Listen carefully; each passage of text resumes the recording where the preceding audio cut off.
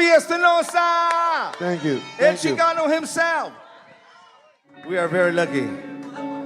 I'm saying we are very lucky. This is my favorite keyboard player right here, Joey Navarro from Phoenix, man. He's the greatest. He's the greatest, man.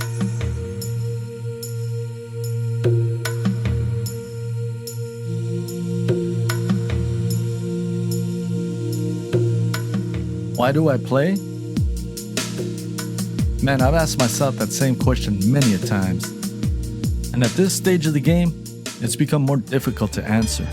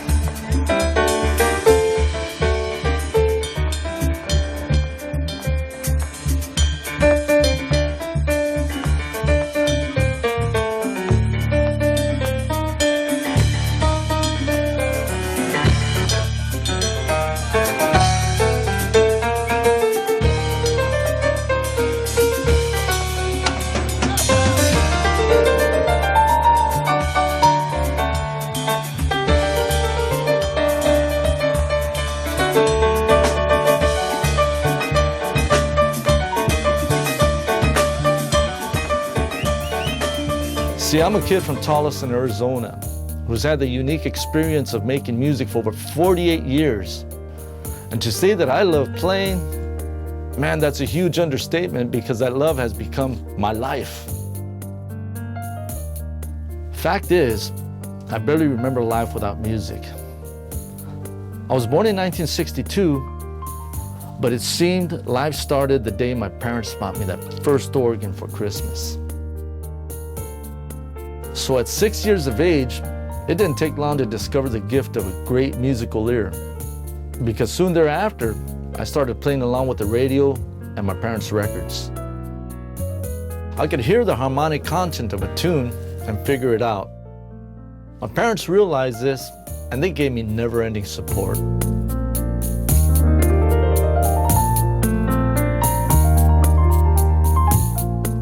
So that was 1967. That was literally a half century ago. Man, it's weird to say that. It's 2016 now. Here I sit in my studio in North Hollywood, and I still have that same fire burning inside me. So how did I get from there to here? Let's take a trip and explore how this came to be. Let's take a ride to Tolleson. Rolling down the highway, not too sure where I'm gonna stay.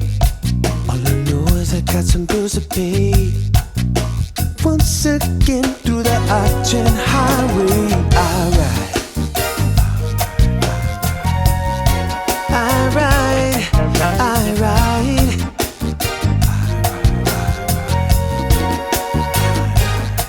Who the hell said I'm done paying my dues? Every day I work so hard for this life I choose. The cost of health insurance is way up high.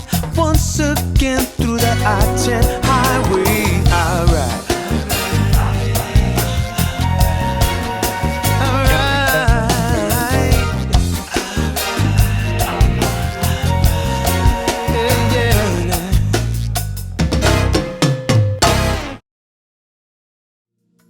When I was born, we actually lived in Phoenix.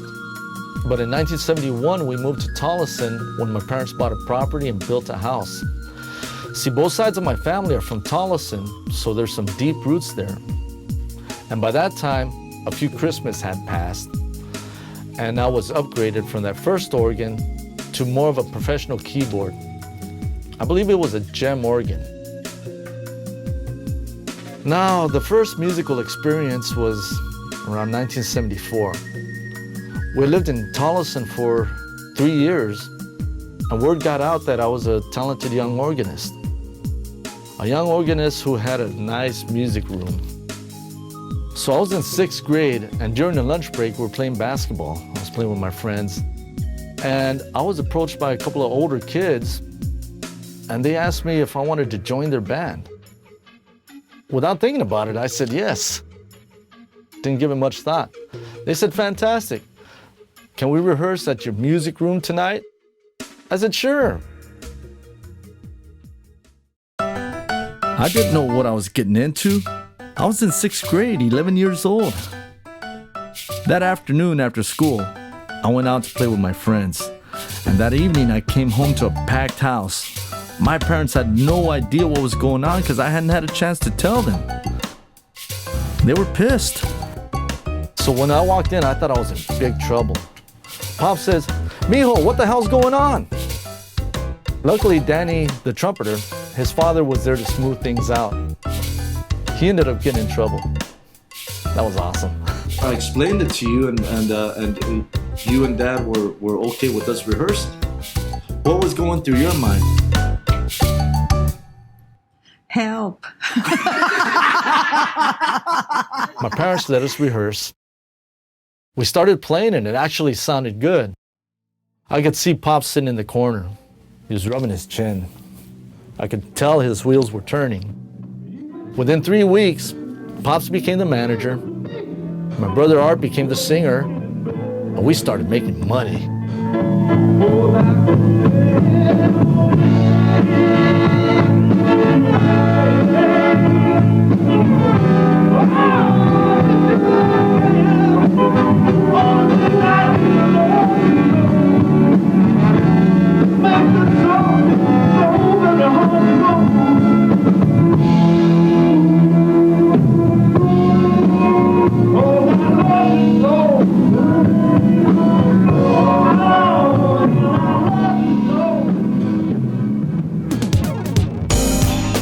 It's weird because even now, Joey's just my big brother.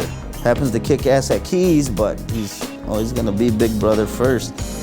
And what's funny was when both my older brothers got into music, I knew Joe played keys and he's pretty good, but I had Bobby Espinosa from El Chicano to compare you to, and I thought, well, he'd do everything that he could. I was 5 years old, what did I know? It sounds good to me. So in my mind, just seeing them on stage, even at the church fiestas or whatever, they'd already made it. They're already doing what Earth, Wind & Fire does, what Santana does. They're playing in front of people at the stage, so my brothers were stars already.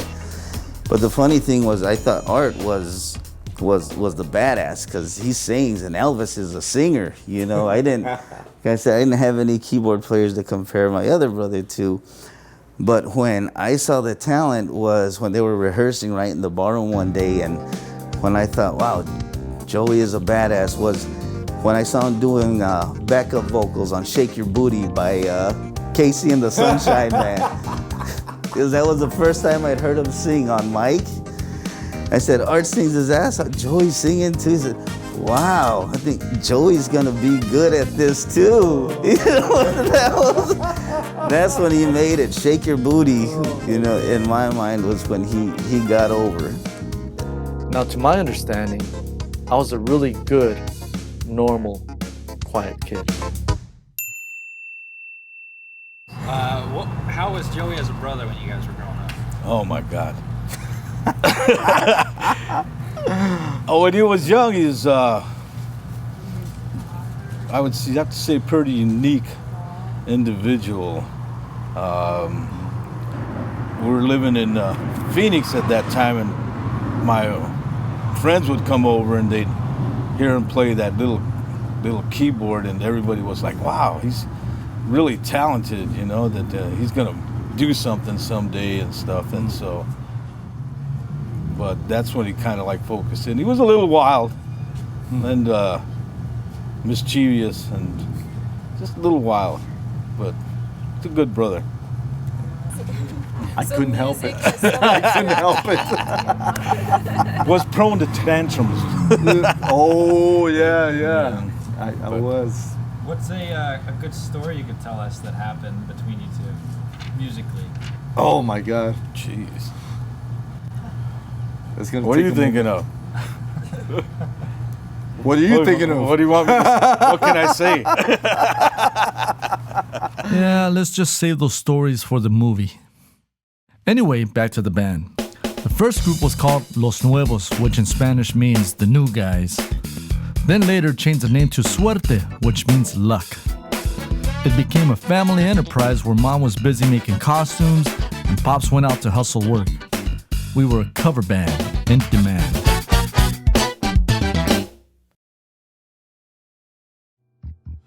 Now, I like to say that things were perfect, but in this business, there's no such thing. Even from the beginning, we had to deal with different personnel coming in and out, and as we got older, it was inevitable that things would get complicated. Dad became manager. I had no clue what that entailed, so then didn't really impact me, though I saw as the music progressed and it didn't come to my attention until it created tension. Tension within the band, and I think just having that relationship, between the father and the sons. So the impact it had on me, if any, would be a negative one. As I got older, I had ambitions of being more of a jazz player because I had discovered the music of Chick Corea, Herbie Hancock, Jeff Lorber, Russell Ferrante, and the Yellow Jackets. So the music I started writing reflected that. This caused a wedge in the family business. Pops had different plans, and eventually the band broke apart. It was a sad no-win situation because he loved what he did. He was invested. So when that went away, it became a terrible time. My parents separated, then divorced. Pops lost his way for a bit, and that situation nearly broke the family apart. Pop's a tough cat. He bounced back and we let the good times roll.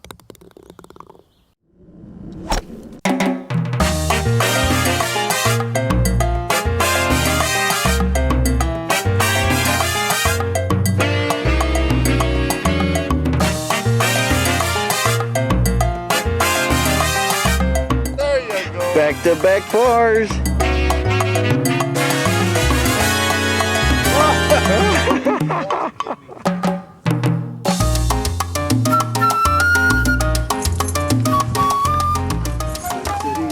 I'm the champion. I got the highest score. You got the highest score. Dad even kicked my ass today. Yeah. Hey, Pops was on fire. See, that's what happens when you go to the range and go putting around. I hit some practice balls this morning. Well, nice to see you guys. All right, Bobby. You too. I love you too. Okay, see you, Joey.